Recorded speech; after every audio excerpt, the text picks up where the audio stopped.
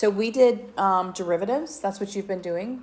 Get around your head, right? So what happens is the first few chapters of the year, we do derivatives, and then we move into integration. And then when we get to logs, we do both. All right, so we did derivatives this first section. You've been taking the derivative. So think about derivatives, slope of the tangent line, etc. That's what derivative, max, min, increasing, decreasing. Now we're doing differentiation, area under the curve. So we're going backwards here. One thing we talked about yesterday is that logarithms are always positive. So when we took the derivative, we had to look at the, not that your answer can't be negative because it's a variable within a function, but what you do need to pay attention to is that when you go backwards, you'll notice there's an absolute value. The reason there's an absolute value is your ln has to be of a positive number. You can't take 2.17 to a power and get a negative number. And that's what you're saying if you put a negative right smack dab in your natural log.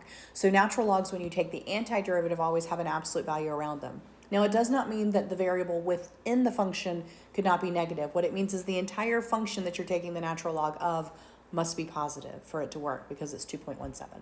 So when you do reverse, you do have to apply that absolute value. So when you have antiderivative like 1 over x, you take the antiderivative, it's the natural log of the absolute value. And then you notice it's plus c. This is undefined, so we don't have a definite integration here yet. We will do definite integration with area under the curve. This is indefinite integration right now. So you do have your plus c again, like we did when we first started taking antiderivatives. All right, so very simple one, example 1. That 2 is just a constant in the front.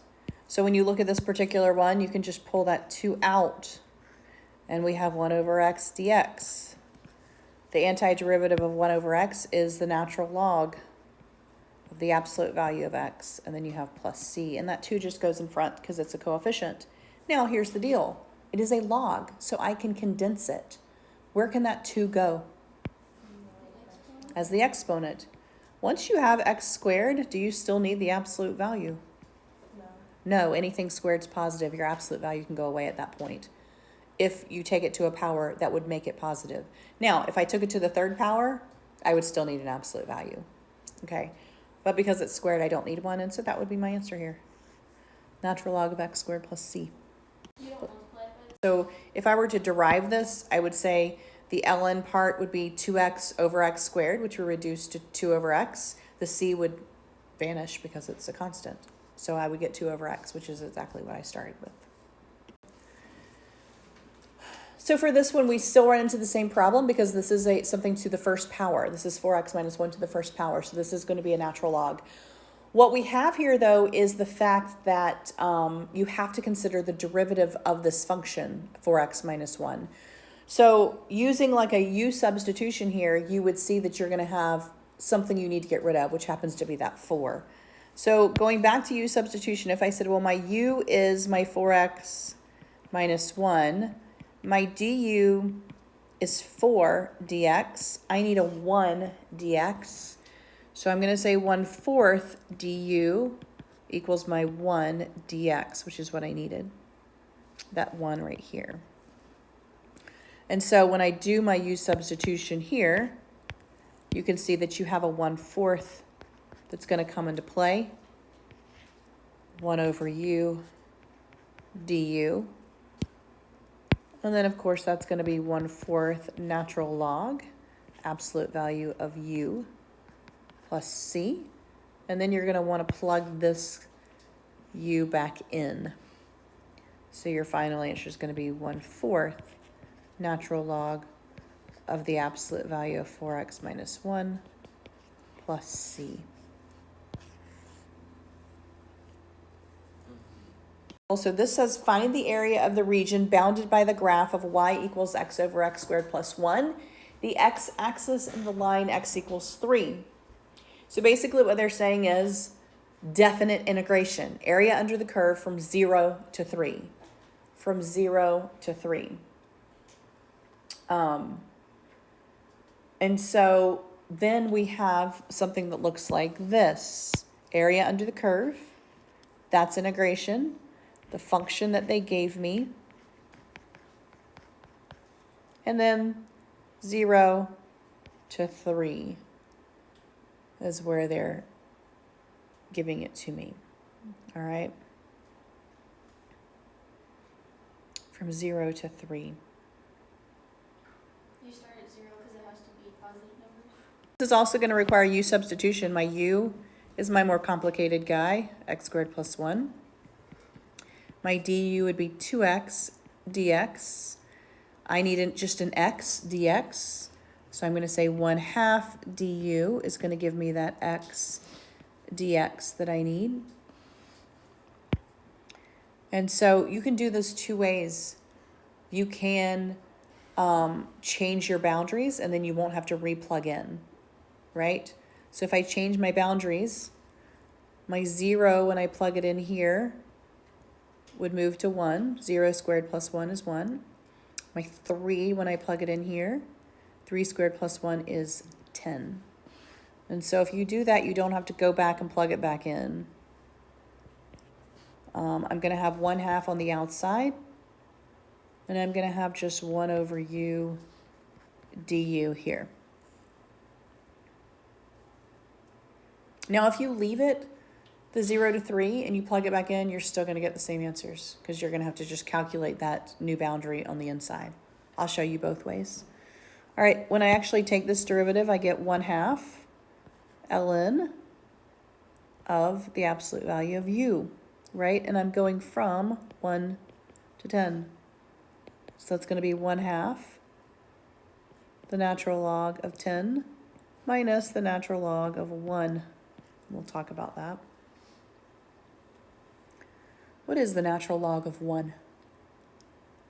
What power do I take anything to get 1? Yeah, any log of 1 is 0. So this right here is 0. So my answer ends up being 1/2 the natural log of 10.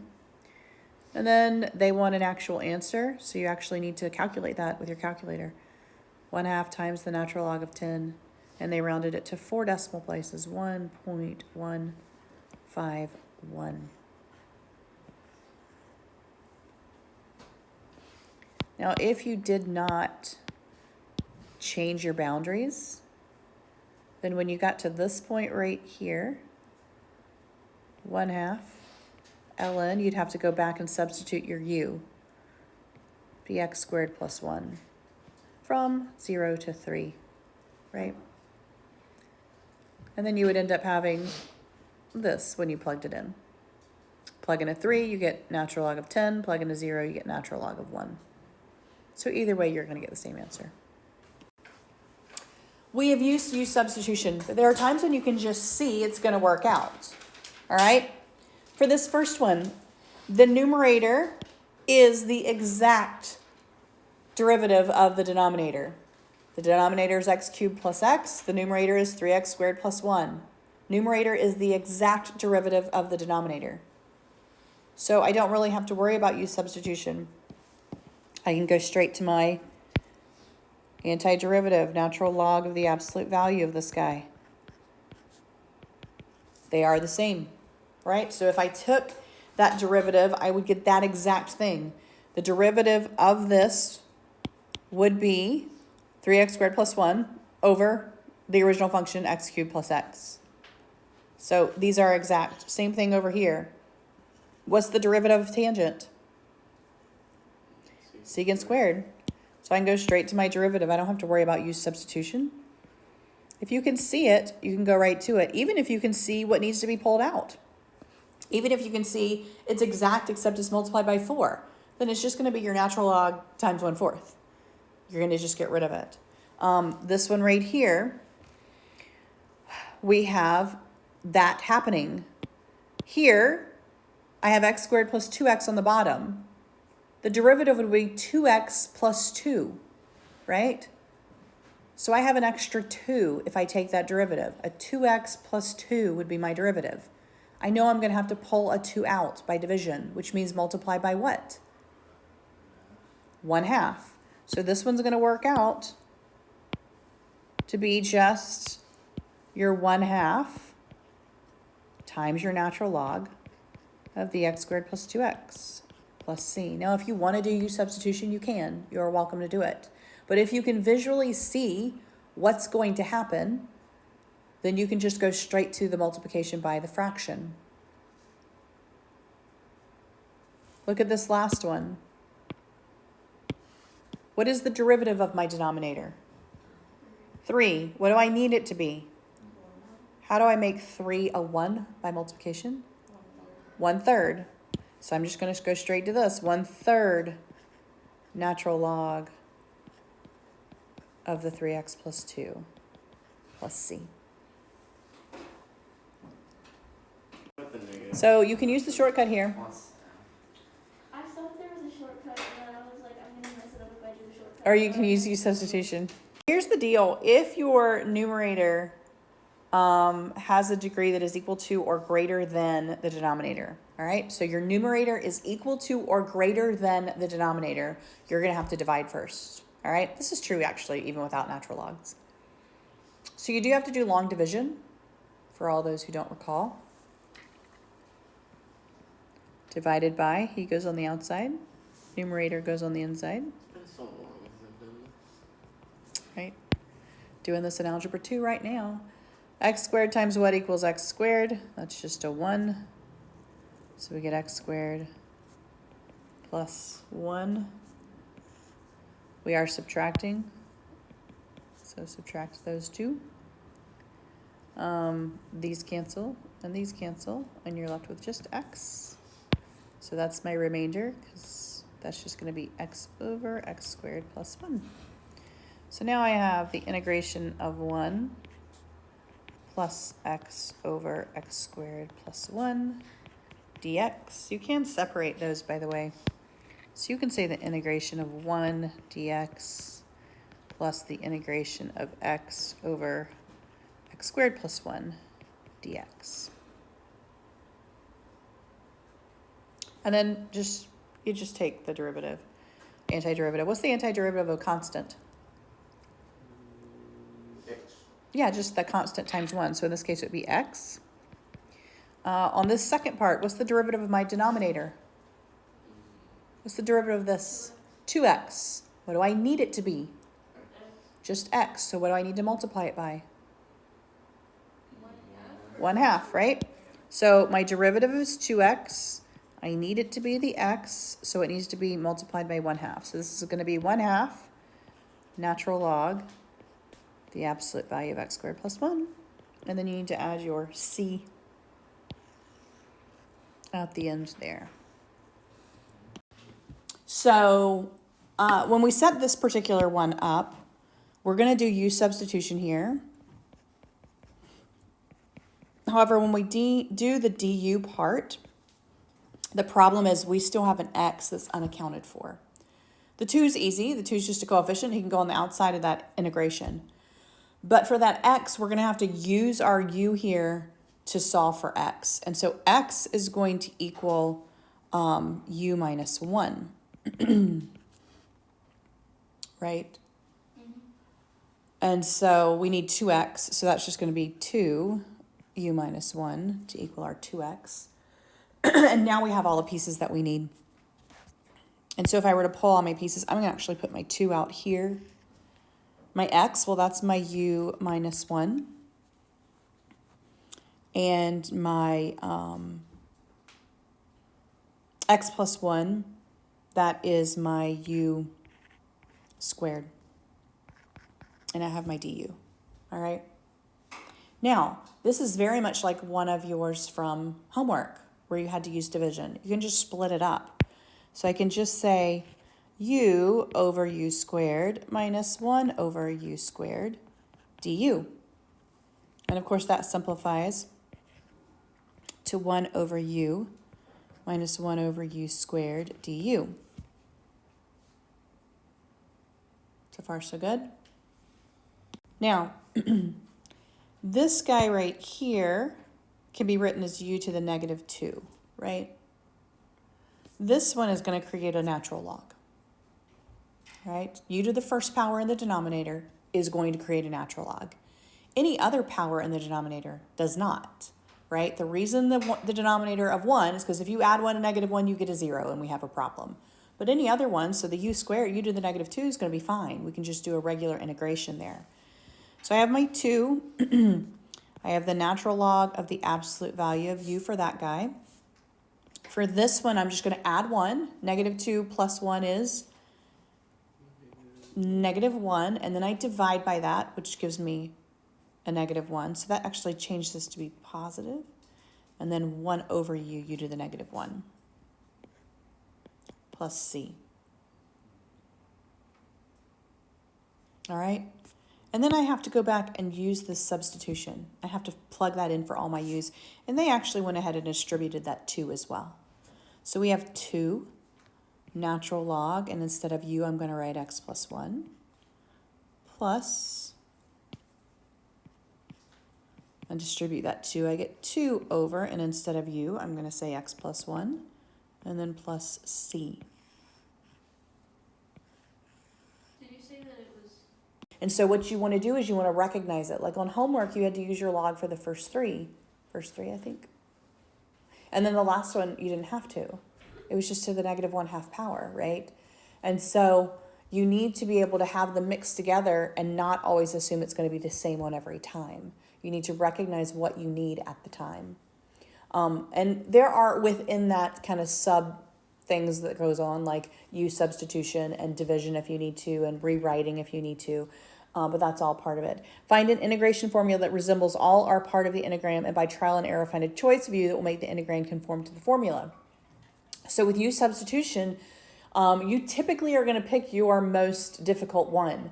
But here's the deal. If you see some crazy thing and you don't recognize that it's, to the third power over to the second power and that you should have divided, your use substitution is not going to work, right? And so that's why it says trial and error. Sometimes you'll start off on one path and you're like, I did not do this correctly. What else am I supposed to be doing here? If you cannot find use substitution, altering the integram. So trigonometric identity, which we're going to talk about a little bit. Multiplication, division by the same quantity, or addition, subtraction of the same quality. Be creative. And computer software. We're gonna do a little bit with at the end of the year with how to do some of this with calculators. You won't use that till second or third calc in college, though, most likely. So you can think of it as that 2 just being on the outside here. You could just have x over. So you get 2 minus, because of that negative there, that ends up happening.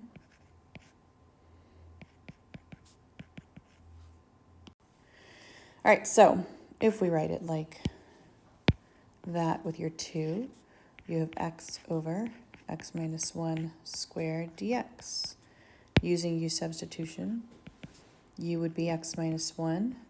Du would just be dx. U plus 1 would be x. So we will replace the x with the u plus 1. We'll replace the x plus 1 squared with u squared, and the dx with the du. And then we'll use division here. U over u squared plus 1 over u squared du. Go ahead and reduce that. So you get 1 over u plus, and I'll just rewrite that, u to the -2 du. The antiderivative of 1 over u is the natural log of u. This one, you're going to add 1, so you get u to the -1, which is 1 over u. And then it's divided by -1, so that changes that to a negative. And then you have your plus c. Your final step is to distribute and replace your u's. So you get 2 natural log of x minus 1 minus 2 over x minus 1 plus c. So we're going to integrate 1 over x natural log of x. All right?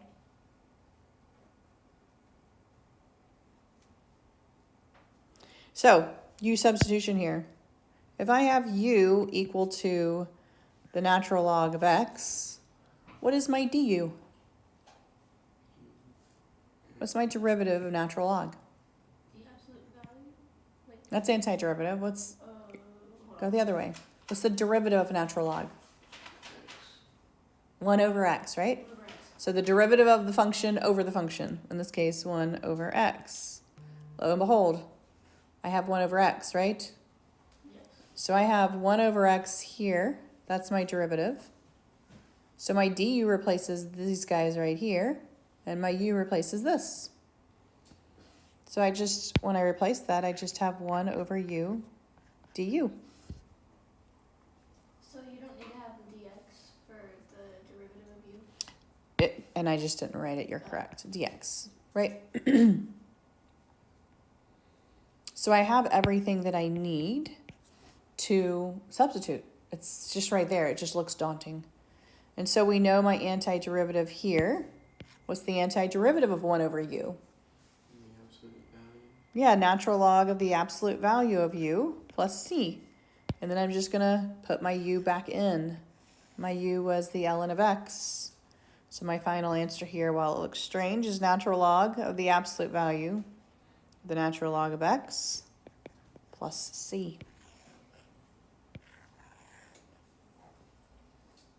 Right, tangent. This is an easier one to do first. Let's do this one first. I didn't mean to jump. All right, we're going to rewrite him just like we did the other guy. Sine x over cosine x, right? Yes. I did that one. Now, cosine's on the bottom is to the first power. Using u substitution, if I said, well, u is going to be cosine of x, du, what's the derivative of cosine? What is the derivative of cosine? Wait, Negative sine of x, right? I don't want it to be negative, so I need to multiply both sides by that negative because I want just the sine of x. And so I now have u substitution that's a little simple here. My negative takes care of that. I just have 1 over u du. Simple, right? Antiderivative of 1 over u is natural log of the absolute value of u plus c. Don't forget that negative. So then my derivative of tangent, or my antiderivative of tangent, ends up being the negative natural log of the absolute value of cosine of x plus c. So integration of tangent, negative natural log of cosine. All right, that's an easy one to see. Your cotangent and tangent are easy to figure out even if you don't remember them because of natural logs. Let's look at the one we started, derivative. And so what we're going to do is we're going to actually use our trig knowledge to rewrite secant. Secant is the reciprocal of which function? Tangent. Yeah. Cosine. So if you'll recall, we have sine, cosine, and tangent, and my reciprocal functions to those are cosecant, secant, and cotangent, right? Now, this looks like something I can actually solve now that I know natural logs. I have something on the bottom, right, that is to a particular power here. And this guy right here. Now, this one's not as intuitive because if I rewrite it like this, like I did the first one, then I have a problem. What's my problem? U substitution is not going to work here, right? And this is when we go down a path and we're like, this path is leading me nowhere quickly. So think back to when we did trig proofs, and I don't mean like geometric proofs, but when we went down proofs and we were like, okay, secant, what does secant tell me? Secant's 1 over cosine, right? And then you start there, and then all of a sudden you're like, if I do U substitution, I'm going to have this random sign, right? And it's not going to help me. And so with this one, rewriting it with this type of rewrite, just like we did on the one before it, leads us to a dead end, so to speak. And so then we have to think back through, what else do we know about secant? What other theorems are there? And so if you look how they did this one, they didn't rewrite it. They left it as secant. Now, something you have to keep in mind is this is a function.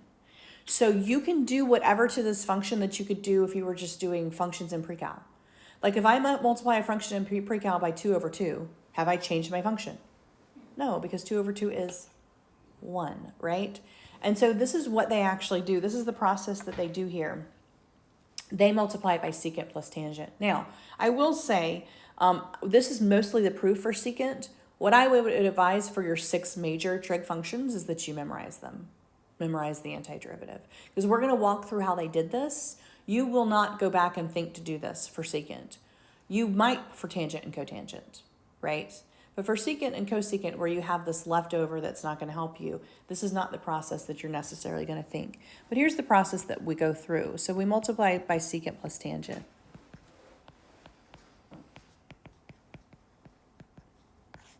Now, anytime I multiply by the same numerator denominator, I have not changed my function. I have not changed my function.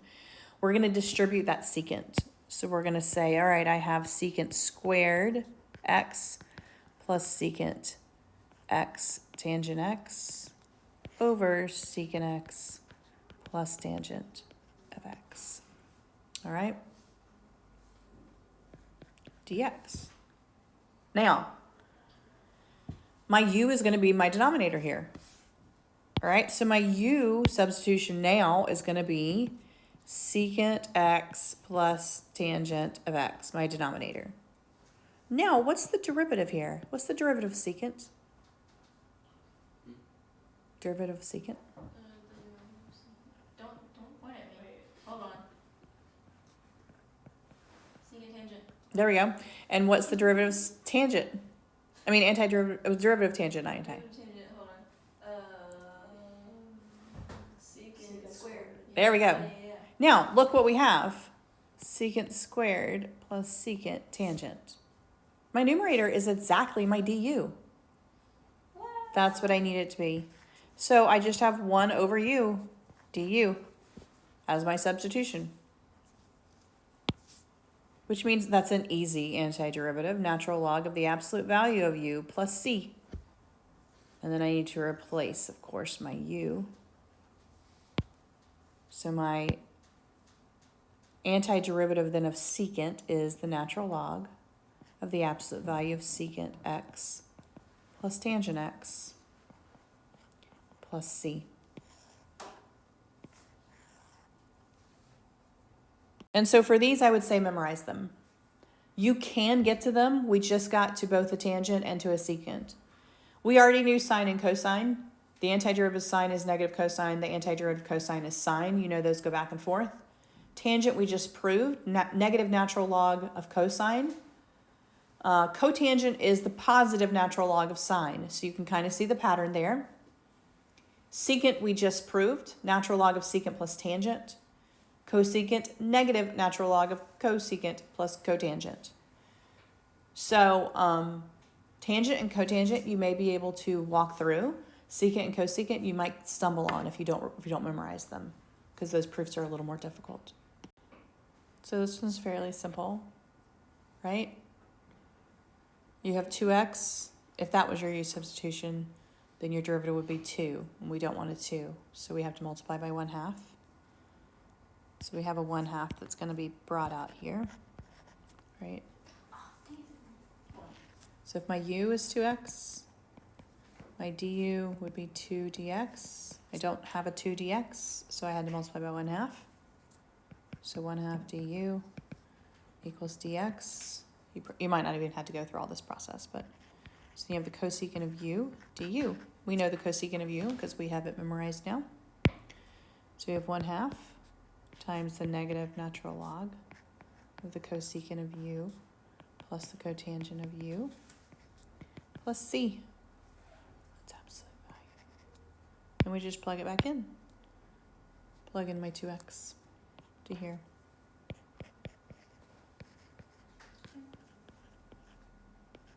Got it.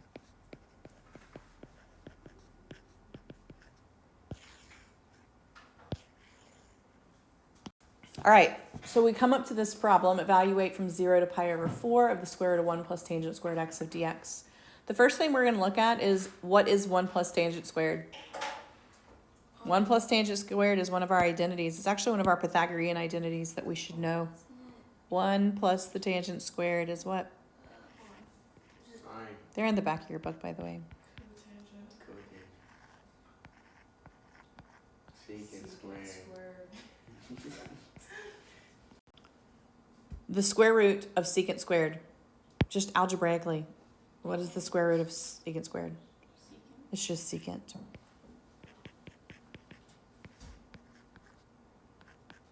And now secant is one that I know the derivative of, right?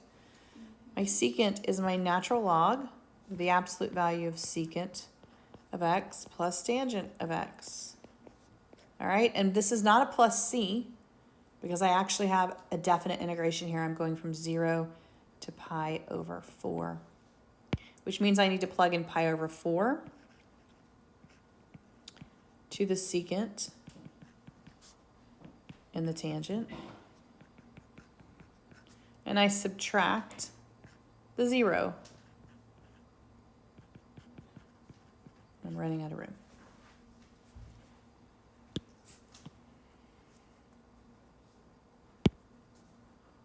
I'll rewrite him.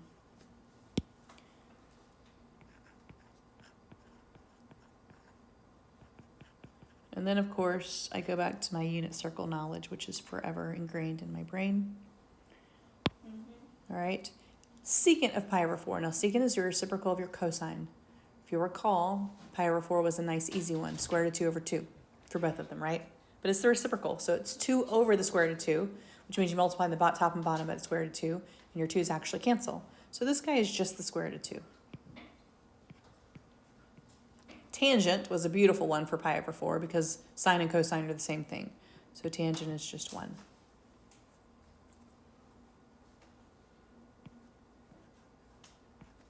Secant, again, reciprocal of your cosine, all right? Your cosine at 0 is what?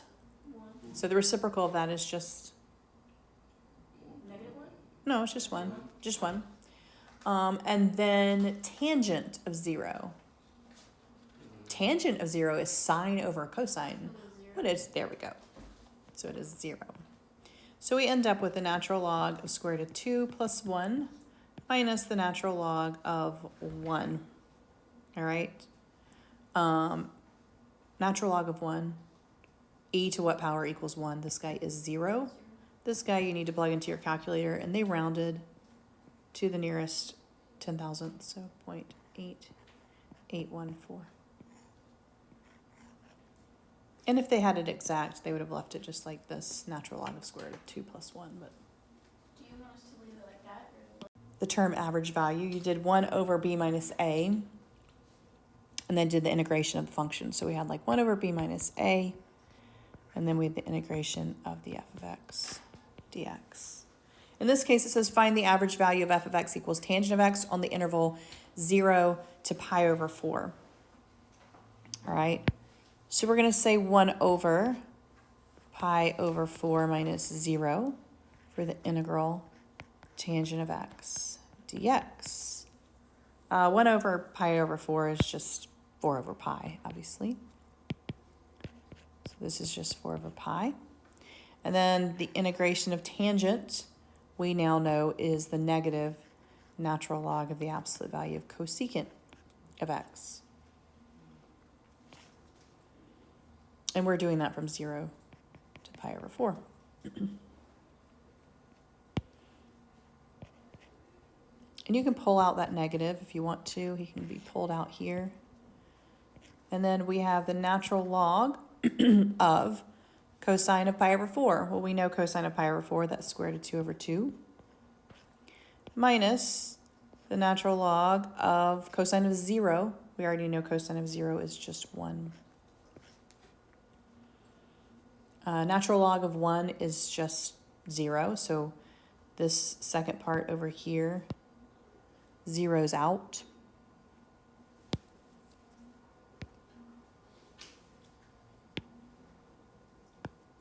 So this guy right here is going to zero out. This one you can plug into your calculator, and they multiply by negative 4 over pi, approximately 0.441.